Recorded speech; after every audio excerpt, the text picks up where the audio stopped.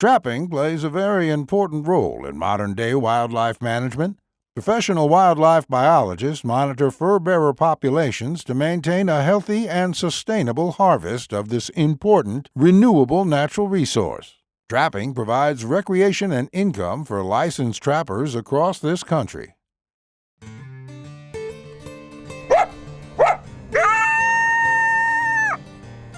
Hoosier Trapper Outdoors is brought to you by Hoosier Trapper Supply. J3 Outdoors, manufacturer of the Hags Bracket and Body Trap Spring Clip. Leatherwood Creek Trapping Scents.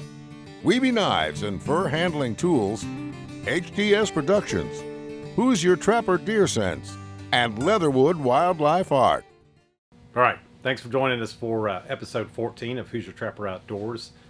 On this episode, this will be actually the last of the land trapping semi-live, and then the last two episodes for the season will be muskrat trapping on a marsh, kayak style. So looking forward to bringing you that. That'll be semi-live as well, and that was just filmed actually earlier this month. So a few things I want to mention. Number one, I want to mention Justin's podcast, Trap House Podcast. We check that out. It's on all the platforms that you can listen to podcasts on, Stitcher and Spotify and etc. So anyways, it's available on, and you can listen to it through YouTube and also Facebook. So and those come out fairly regularly. We took a little break there for a bit, but those come out fairly regularly. Other thing I want to mention is the photo contest, Show Us Your Bottle photo contest. So we'll be accepting those until March 15th, and then after that we will have a drawing for two $100 gift cards to Hoosier Trapper Supply. So get your entries in and get a chance to win those one of those gift cards. With each entry, we'll send everyone a Leatherwood trapping scent decal, window decal, and then that goes along with every entry. And then for the entry, the requirement is that you show us the bottle of the Leatherwood line that you used, which includes Top Dog Predator bait, along with your successful catch or end of the season catch. And then if you're in the photo, even better. So, and those photos then will be used possibly in the catalog. So you might even have your photo in the catalog. Another thing I want to mention is that we have just started recently putting on the YouTube page just a how-to section, and these are short 6 to 10 minute videos on, for instance, we've got one up right now on how to make wax dirt. We've got one up on how to make a dirt hole set. There's one on how to set up your trap in terms of hardware for a coyote, that kind of thing. So check those out. We've got a lot of good comments on those, and they're just quick reference for specific topics, and we'll continue to add to that as well. So I think that's about it. So anyways, I hope you enjoy the show.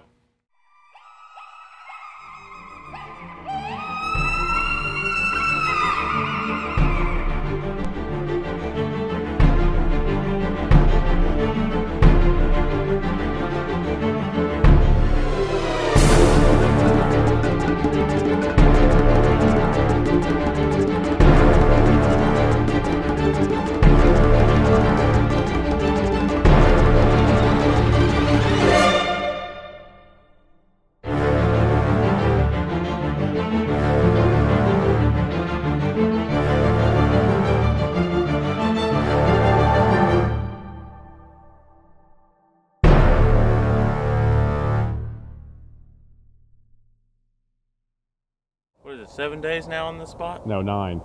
9 days? Check day 9 on this location, or one of our old reliable standby spots that you can count on for at least 1 or 2 coyotes, and 0 coyotes. And this is where we caught the skunk, which was pretty unusual for us to even catch a skunk, and we buried it over there along the ditch and used it as the long call, and it had no effect. Nothing touched the skunk, nothing touched any of the sets. So Didn't see any tracks in the snow. It was just kind of dead zone this year.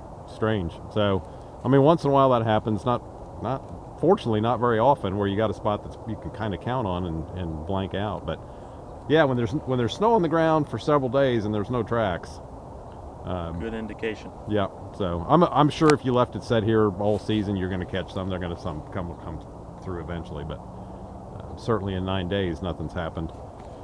So pretty disappointing. This is, like I always say, my 40-some year spot here, but Dustin had a set over there. In the 40 years, he might have caught them all. So we're pulling these today and put our efforts into basically working at the shop now that deer season opened. And Monday, deer season opened on Saturday as far as gun. Monday's a crazy day as far as deer coming in, so we're going to run a couple locations still, but for now this is winding down. So. He's got a couple sets in here. This is actually the field behind my house, and seen tracks and heard coyotes carrying on, and this punched these couple sets in probably 5 days ago, and not even a visit. But coon showed up last night. Got 2 other sets in this area working for us, flat set and dirt holes. But this was designed for a coyote, not this fella. But we'll take care of him and move on. Turns out raccoons love top dog too. All right, we caught a coyote here, I don't know, 3 days ago. I think this is check day 8 on this place, or 9, losing track. We've been checking traps 9 days. On the opposite side of the creek, this is that cow pasture. We got 2 sets. We're gonna actually leave those in because we got one location nearby that we're gonna check for a couple more days, and we can check those really quickly, drive in. This one's kind of time consuming because you got to walk across the creek and stuff. So we're gonna pull the 2 on this side. Last year this side produced 2 coyotes. This year 1 coyote so far on this side, right? Mm-hmm. And a possum. Yeah. And 1 coyote so far on the other side, which is about typical for this spot. So. Anyways, we'll get them pulled. All right. We pulled the other side of the creek yesterday, and we're going to pull this side today. They're getting ready to pick the corn right here behind us.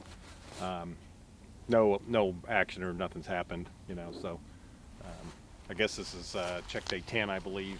And, 2 coyotes at this spot, 3 a year ago, so it's pretty much held in there where it typically is, 2 or 3 coyotes a year. Some years may be better, but generally that's kind of where it's at. So nothing else this morning, kind of a quiet morning. We only had 2 other locations set. One is the one spot where we've caught 3 coyotes so far, and the other one was hadn't caught a coyote yet. It was a new spot, so probably pull those tomorrow and be done with this initial semi-live segment. Between the weather being incredibly cold and the snow, all of our traps did continue to work. Then we were fighting a full moon for a few nights too, so definitely over the years we have found that full moon makes a huge difference. Just animals are more tentative, they're not wanting to commit. Just kind of puts them in a different frame of mind for sure. So anyways, keep you posted about tomorrow. I've been a professional trapper for over 40 years, and in that time, I've skinned literally thousands of animals. I've learned that it doesn't matter how cool a knife looks on your hip. What really matters is sharpness and reliability. And that's why I created the Wiebe Wicked Sharp line of replacement blade knives. These are knives that will quickly skin your critters without skinning your wallet. Visit WiebeKnives.com to get the new Monarch folding knife with 3 replacement blades for just $19.95. Wiebe Knives, Wicked Sharp. Top dog predator bait. Success speaks for itself. All right. I think this is check day 11. I'm losing track on this particular location and a total on what we've done. We're pulling today. In this spot, we caught 3 coyotes here, which is actually pretty disappointing compared to last year and the year before. The first year we were here, we caught 5 in a shorter period of time. Last year we caught 7, including a triple. So this year we just caught the 3, which sounds good, and we're not, but compared to the history of this place, definitely not up to par from the past 2 years. So anyways, pulling today and Had a bunch of deer come in yesterday, so we got to get back to spending our mornings at work and earlier. And so, anyways, just different year, different situation. All right, this was a new location for us that we set up this year, basically just along this woods edge here. There's no long geographical path to travel going that way, so it would have been one where we just kind of would have picked one up. On the corner set was the one that we had been dug at through the snow, which turned out to be on the side, and then the actual coyote came back and dug on the side again, and that's when I moved the trap then to the side, which to pick him up, and then they haven't been back through since. So anyway, so we pulled out of here. Like I said, new spot, didn't produce any coyotes, but it's one of those that's just kind of a little bit random in terms of location. It looks good, but it doesn't, if you look at it on an aerial, it's not particularly part of a big geographical travel way like along a interstate or creek or farm ditch or something like that. So anyways, nothing produced here. We did catch a couple coyotes that would be running kind of the same batch. Yeah. We got a property near here that picked up a few that'd be the same coyotes that run through here. Right. So we're kind of trapping against ourselves in a way on this one. So, but like Justin said, it was, as the crow flies, is only probably half mile from here, probably, where we picked up those other two. So, anyways, all right. Just kind of a recap of what we did. We checked traps a total of 11 days. We had 9 different locations set up. We had a total of 26 traps set on those 9 locations, and we ended up with 11 coyotes. So we averaged 1 a day, which is pretty decent. Caught I don't know, 3 or 4 raccoons and a skunk and some possums. So, but anyways, 11 coyotes for the 11 days. Didn't set the world on fire, but not bad either. So anyways, that's kind of the recap.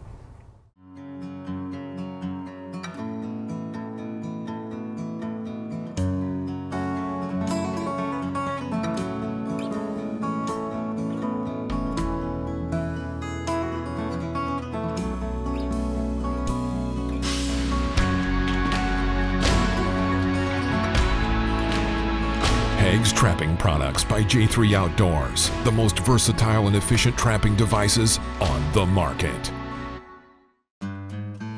Got the Hags brackets on here. We just set this trap in one of the grooves, and it just sits right under there on the bottom slot, and then the water's just directly over the trap. All right, trap's missing. We'll see if we got anything. Hags bracket with the carrot. Can't beat that. Lip Licker Deer Lure. Success speaks for itself. All right, real quick, just want to jump on here and say a few things. While me and Charlie been out filming the semi-live stuff that you've been watching, I actually went out with a couple friends of mine, longtime friends, to help them get started trapping. Good friend of mine, shout out to Dale Marlin, caught his first coyote, which you're getting ready to see. He wanted to learn how to trap, so I kind of went along with him and helped him set up a few sets. I threw 1 or 2 in too, but stayed local. Only made one farm, 1 set location.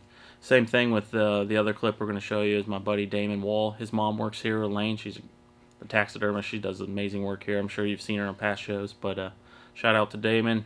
We went out and caught a coyote or 2. There was 1 coyote we caught that wasn't even on film. It was during daylight hours. I was stuck at work, and he just went ahead and took care of it. But during the whole semi-live, this is kind of what we caught. So thanks for watching.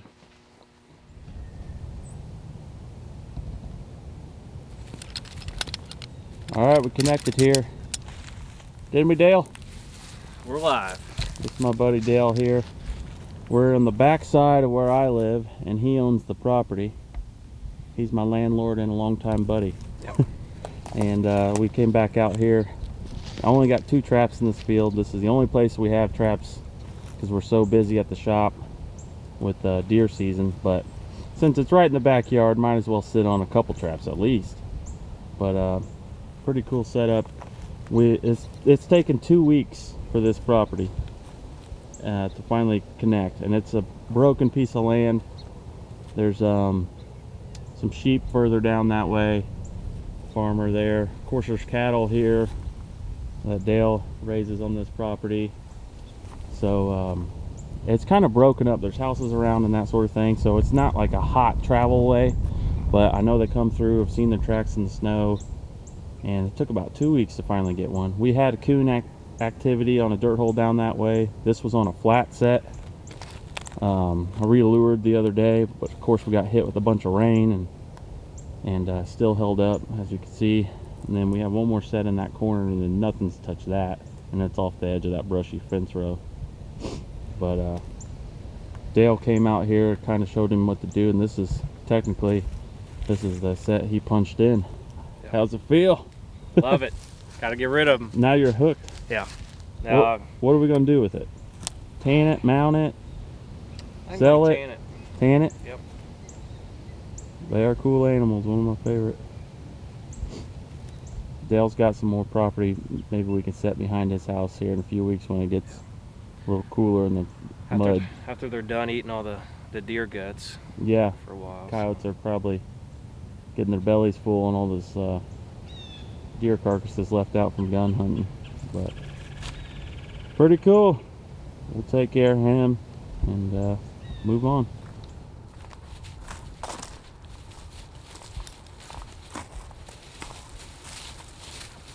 Got a coyote here along this trail my buddy put down, and I was closer to the truck on that side, so connected here. We had waxed dirt, and it is cold this morning. Everything's crusted over ground. Water's even freezing up, and it's only supposed to get even colder. So waxed dirt and salt, things like that, some coveralls, stuff to keep the trap working is very important in this. I think he was using liquid fox and coyote bait, I believe is what he told me. So, and of course, some a little bit of coyote urine. We're going to take care of this one and move on. Okay, product highlight. A lot of people are beaver trapping this time of year. It's a spring activity. Some states even go, really late into the spring as far as beaver trapping. Ice goes out, that kind of thing. So we make 2 different beaver lures. We've got Beaver Gland, which is caster based. An enhanced caster, and beavers are super territorial, so this is always to me a first choice of go-to lure for beavers.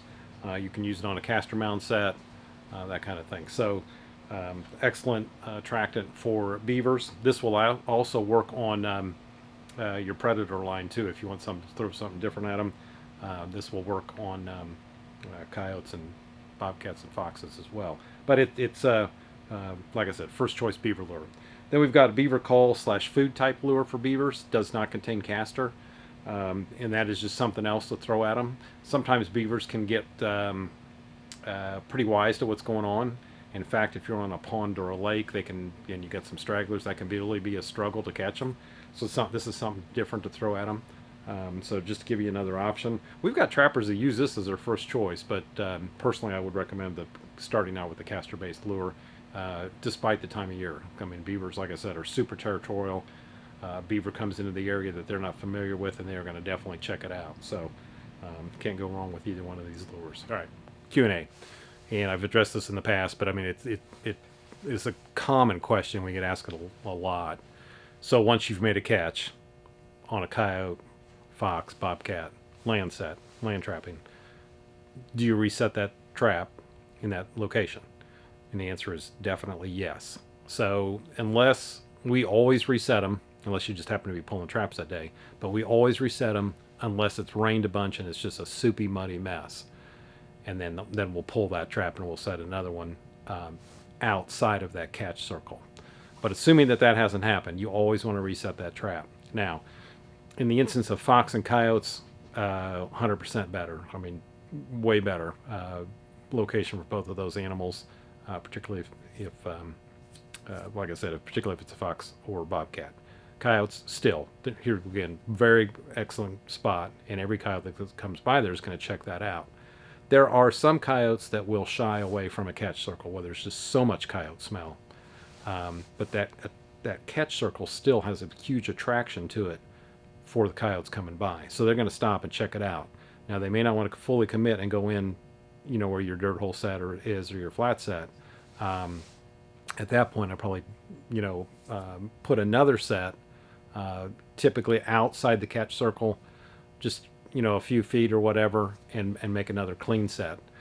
Now, typically when we set a location, we always set 2 or 3 sets right there anyway. So you probably already have another set there. And if you do, don't worry about that.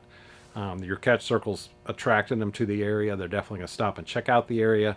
And if they're uncomfortable with your catch circle set, then a lot of times you'll pick them up in your set that has not been disturbed. Raccoons, possums, all that stuff, that disturbance and that smell of that animal is actually made that location quite a bit better. So definitely reset all that stuff. Don't overthink that. Just get in there, reset it, and go on. So anytime you've made a catch, it's always a better location. All right, everyone. Thanks for watching. We have the new Hoosier Trapper Supply catalogs out. Pretty cool bobcat there. Jake caught there in New Mexico. Pretty nice. They're available. You can call here at the shop at 317-881-3075, or you can request one online at HoosierTrapperSupply.com. It's right there on the home page. Hit the button, and we'll send you one in the mail. So, pretty slick. Also, gotta say, make sure you're following us on all social media so you can keep up to date. We do have an email newsletter you can sign up for on the website as well. We're on Facebook, Twitter, Instagram, obviously YouTube. And on YouTube, make sure you hit the subscribe button, so that will keep you posted on brand new episodes that pop up, not just on Hoosier Trapper Outdoors, but also on the Fur Shed series and also the Trap House podcast. So thanks for watching, guys, and we'll see you next time. Join us on February 14th for the next episode of Hoosier Trapper Outdoors.